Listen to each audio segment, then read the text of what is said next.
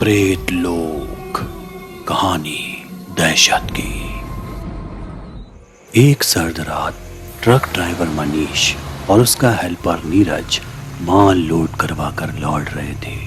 उनकी मंजिल थी अकोसा नाम का एक छोटा सा कस्बा, जिसका रास्ता पहाड़ी इलाकों से होकर गुजरता था। ये रास्ता काफी वीरान था। चारों तरफ छाए सन्नाटे में ट्रक के इंजन की आवाज ही सुनाई दे रही थी। सड़क के दोनों तरफ मोटे मोटे पेड़ों के झुंड मानो खौफनाक मंजर बना रहे थे। घनी झाड़ियां ऐसी किसी की चीख भी ना पार हो पाए। तभी नीरज को सुनसान सड़क पर एक बुजुर्ग दिखाई देता है, जो ट्रक को रोकने का इशारा कर रहा था। अचानक तेज आवाज के साथ नीरज चिल्लाता है, रुको रुको, ब्रेक लगाओ, उसे भी ले लो। मनीष ने एक नजर बुजुर्ग को देखा तो ऐसा लगा जैसे वो किसी खौफ में है। उसकी लंबी लंबी सांसें खींचने की वो बेचैन आवाज, उसका पसीने से सराबोर चेहरा, उसकी आंखों के नीचे पड़े काले गड्ढे, ये सारे संकेत हो न हो किसी डर की दस्तक दे रहे थे। लेकिन इतनी रात इस वीरान सड़क पर वो क्या कर रहा था? ये बस एक अनसुलझा सवाल रह गया था। आओ बाबा आओ, जल्दी आओ, अंदर बैठ जाओ, बाहर बहुत ठंड है। मनीष ये कहता हुआ मुस्कुराता है। बूढ़ा आदमी ट्रक में बैठ जाता है और मनीष ट्रक को आगे बढ़ा देता है। थोड़ी ही दूर पर एक मोड़ पर बूढ़ा आदमी अचानक तेज चिल्लाता है, बेटा संभल के, कोई औरत बीच में ना आ जाए। बीच में ना आ जाए? और कोई औरत? ये ऐसा क्यों कह रहा है? पागल है क्या? ना जाने किसे बिठा लिया।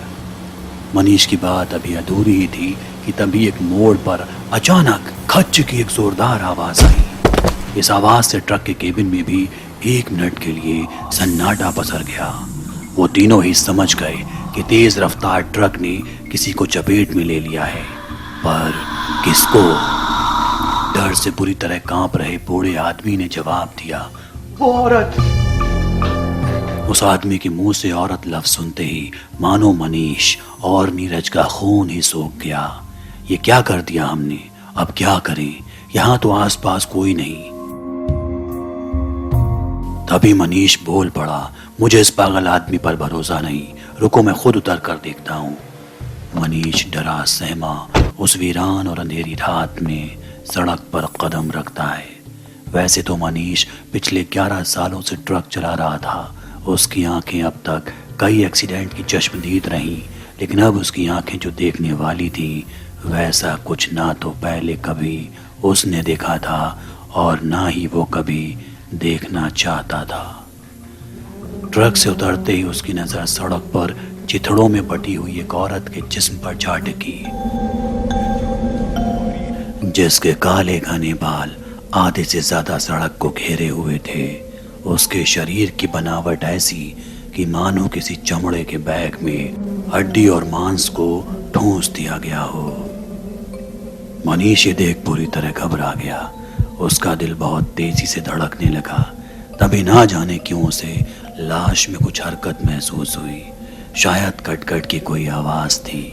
ये देख वो जोर से चिल्लाया, ओए नीरज, जल्दी नीचे आ।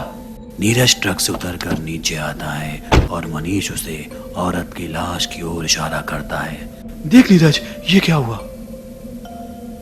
लेकिन तब तक वो औरत वहां से गायब थी। बस अब वहां कुछ बचा था तो वो था काले खून के गाढ़े धब्बे। तभी अचानक उस वीरान सड़क पर ट्रक में बैठे उस आदमी की चीख गूंज उठती है। नीरज और मनीष फौरन ट्रक की तरफ भागते हैं, जहां वो आदमी अपने सीने में खंजर लिए जख्मी हालत में पड़ा था। गहरी गहरी सांसें भर रहा था। उसकी खौफजदा नजरें ट्रक की विंडशील्ड को एकटक देख रही थी, जहां उस औरत के चिथड़े फैले हुए थे। तभी मनीष चिल्लाता है, नीरज, यही है वो चिथड़े। अचानक बोनट का लोहा गनगना उठता है। चर चर और कट की आवाज धीरे धीरे उस पूरे अंधेरे को खौफ से भर रही थी। मनीष ने आज से पहले इंसानी जिस्म को अलग होते तो देखा था, लेकिन आज वो कटे छटे जिस्म को जुड़ते हुए पहली बार देख रहा था। देखते ही देखते औरत की वो लाश एक जिंदा इंसान की शक्ल ले लेती है। तीनों की नजरों के सामने का ये मंजर उन्हें जीते जी मारने जैसा था। उस औरत के जिस्म पर कपड़े के नाम पर बस चमकती सफेद चमड़ी थी। काले घने बाल और लंबे सड़े नाखून जमीन को छू रहे थे। शरीर पर जगह जगह काटने के गहरे घाव जहां से खून रिस रहा था। बड़ी बड़ी लाल आंखें, चेहरे पर नाक की जगह एक गड्ढा जैसे कोई खोपड़ी हो। भाग नीरज भाग! ये बोलते हुए मनीष और नीरज ट्रक में चढ़ गए, लेकिन तभी देखा कि केबिन में बैठा वो आदमी सड़क पर रौंदे मुंह पड़ा है। नीरज उसे उठाने जाता है, लेकिन वो भयानक औरत ट्रक के सामने ही हवा में उड़ रही थी। नीरज ने हिम्मत दिखाते हुए अपने गले में पड़े तावीज को तोड़कर औरत को दिखाने की हिम्मत की।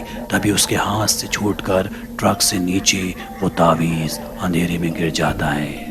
तावीज हाथ से छूटते ही औरत खौफनाक तरीके से चिल्लाती हुई नीरज के सीने पर चढ़ जाती है। उसके काले घने बालों से झलकती उसकी डरावनी आंखें नीरज को घूर रही थी। उसके मुंह से निकलता खून नीरज के चेहरे पर टपक रहा था। वो नीरज की जुबान को अपने दांतों से भींच रही थी। उसके लंबे सड़े नाखून धीरे धीरे नीरज की गर्दन में धंस रहे थे। तभी उसने एक नजर उठाकर मनीष को देखा और मुस्कुराई। ऐसा लगा मानो जैसे कह रही हो, आओ आकर ले जाओ इसे। मनीष इस खौफनाक मंजर को देख घबरा गया। डर के मारे उसकी नसों में खून सूख गया। बेसुध हालात में वो बस अपनी आंखें फाड़े नीरज की आंखों से निकलते आंसुओं को देख रहा था। तभी एक तेज चीख के साथ उस भयानक औरत ने नीरज की गर्दन पर अपने लंबे लंबे दांत गड़ा दिए और उसकी सांस नली को उधेड़ उधेड़ कर चबाने लगी। मनीष समझ चुका था कि उसकी मौत करीब है। तभी ट्रक से उस आदमी की दर्द से तड़पती आवाज आई, भागो वहां से! उसकी इस आवाज ने ना जाने कहां से मनीष को एक नई हिम्मत दी और वो फौरन ट्रक में जाकर बैठा, चाबी लगाई और एक्सीलेटर पर पैर जमाकर ट्रक भगाने लगा। इस वक्त मनीष के दिमाग में नीरज का वो दर्द से छटपटाता चेहरा घूम रहा था। वो बस इतना चाहता था कि जल्द से जल्द ये रात अपने अंत तक पहुंच जाए, जल्द से जल्द ये रास्ता खत्म हो। तभी उसकी एक नज़र ट्रक के साइड मिरर पर पड़ी, जिसे देखते ही उसके होश उड़ गए। वो औरत ट्रक के पीछे दौड़ रही थी।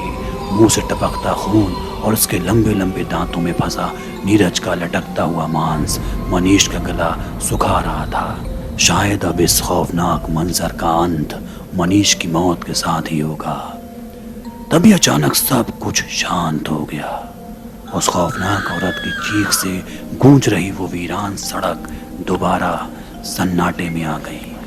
थोड़ी देर तक छाई इस खामोशी ने मनीष को भी शांत किया और उसकी नज़र एक बार फिर उस आदमी पर पड़ी।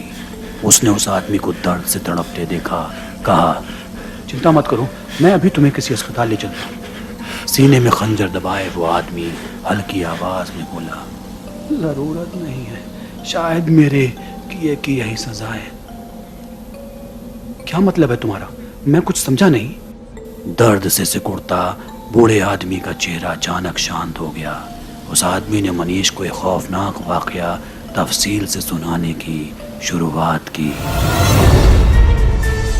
तुमने अभी उस औरत को जिस हाल में देखा, उसे उस हाल तक पहुंचाने वाला मैं और मेरे 4 दोस्त हैं।